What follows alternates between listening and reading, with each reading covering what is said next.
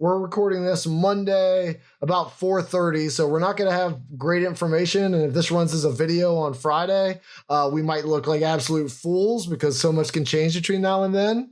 But we do have quite the match coming up on Saturday with a little bit of silverware on the line in the FA Cup final between Chelsea and Liverpool, Saturday at 11:45 a.m.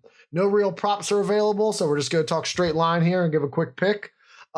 Chelsea is plus 255. Pool is plus 100. The draw is plus 250. Which side are you going with? I want you to go before I go on this particular match, given my rooting interest. I'm going to be a chicken shit, and I'm going to take the Liverpool note, or the Liverpool where they win and a draw avoids the bet. And I think it's minus 215. I can't read my own handwriting. 220. Yeah. Minus 220. Minus 220. Okay, good. Thank you for reading my handwriting for me. Pretty amazing that you're doing that over a Zoom call.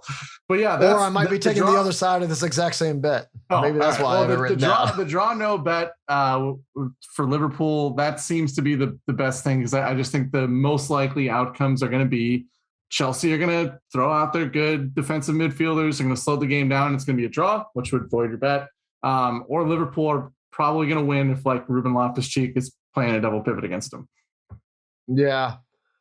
Well, I think a lot of this comes down to, can they break N'Golo Kante out of the glass case for, maybe not a last vintage performance, but a vintage performance? Because if Kante, who hasn't played in quite some time, can come back and give them real minutes, this game is on path to be 1-0, 0-0, just like every other giant game that Chelsea plays when silverware is on the line and he's on the pitch. I mean, they're not going to be involved in much of a shootout if he can shut down Liverpool single-handedly. I know that's a huge ask, and it's not something we can absolutely count on, but I don't know. I don't know if it's Chelsea magic or what. When they have one thing that they are focused on more above all else, they are an absolute bitch to beat. So I'm actually going to take the other side of your bet. I mean, if it goes to PK, so be it. I'll get my money back. But otherwise, if it's decided in regulation, call me crazy, call me a homer, but hopefully you'll call me a winner, because I am taking Chelsea plus 160 to grind out a result against Liverpool in what will probably be a really ugly match. Yeah, I think, again, it's going to come down to, because both sides have certain players that change the dynamic of their lineups. It's going to be interesting to see who is in the starting 11 for both teams, and that will probably dictate a bet more than anything else. And again, we're sitting here on a Monday. This maybe cutout plays on a Friday. So when you see the starting 11s come out, we've talked plenty about which guys do what and how they change things. If you're going to watch the match and place a bet on it, pay close attention to what those starting 11s look like, because certain guys will definitely increase the chance of an extremely ugly Chelsea win draw type of thing. And then certain players, that rhyme with Smoftish Schmeek, will increase the chance of Liverpool coming out, maybe hanging a couple of goals and putting this one away. Oh, I don't know. What if it's Saul? If it's Saul, how's that going to affect it? If Saul fucking makes an appearance in the FA Cup final, put everything you own, just take out a second mortgage and just put that shit on Liverpool.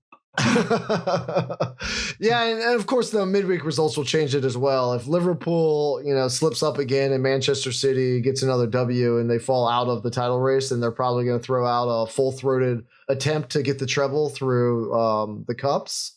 And so that'll be interesting to follow. If, Manchester City slips up and the Premier League is suddenly wide open again, I think they're still obsessed with the treble, so they'll probably push their guys through. But, maybe Thiago or Fabinho doesn't go the full 90 or beyond.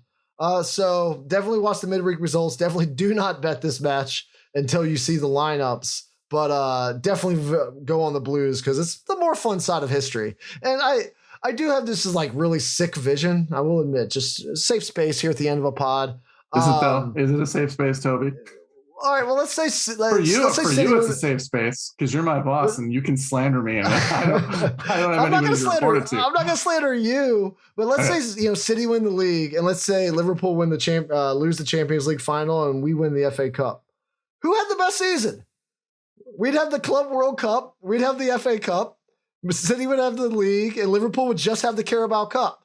Would we have come from way back from behind to actually have the more successful year? I don't know. History might tell us on that one. I'm just going to shake my head. It's a podcast, but I hope they use a cutout of me just shaking my head during that moment. Yeah. The answer is Liverpool. Released. The answer is Liverpool. I don't know. I don't know. It just depends how you judge it. I'm a trophy guy. How about you? Chelsea blinders are on. Yeah, well, I'm not going to get blinded by a season where you just win the Carabao Cup. I'll tell you that much.